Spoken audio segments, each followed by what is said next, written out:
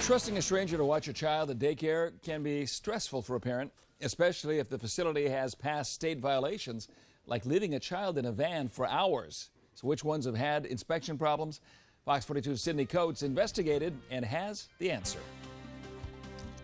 I have dozens of daycare inspection reports in my hands from the Nebraska Department of Health and Human Services. I spoke with one parent who says she will never be the same after what she says happened to her daughter at one Omaha daycare. Lady goes, there was an incident. Your daughter was mistakenly left on the van for 5.5 hours. I freaked out. I was like, what? Are you serious? Monica Maxon says Little Lamb's Daycare and Preschool told her that her daughter had been left alone on a van for hours. The violation happened back in February of 2013.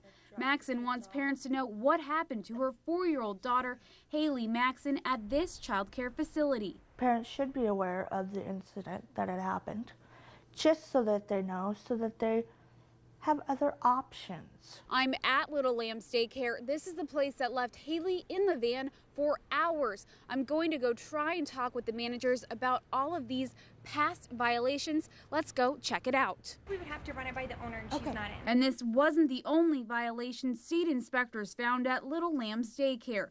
The inspection reports state it also left another child in a van, staff members strapped a child to a chair, and kids were playing in a pool without supervision. Here's some other daycares I found with past violations from the state as well. State reports show Children's Heaven Daycare didn't have enough staff members watching infants.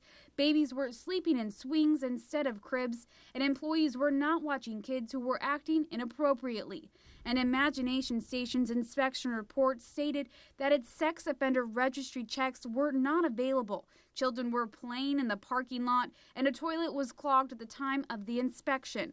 I tried getting reaction from management at all of these daycares about the violations, but no luck. Maxon says it took a long time for Haley to get over what happened to her. My worst nightmare, happened, and I was blindsided. I didn't know how to feel, and we're doing better, thankfully, today. And even though these daycares have corrected their state violations, Maxon thinks that's not enough. I think they should have been shut down, honestly.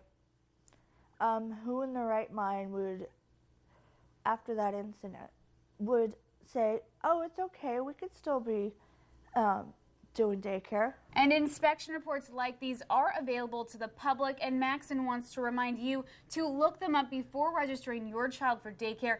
That way you know what has happened at these places in the past. In Omaha, Sydney Coates, Fox 42 News. We also posted a checklist for you to use when you're checking out daycares. Just head over to Fox 42 KPTM for all the details. Some of us will do anything to avoid the gym.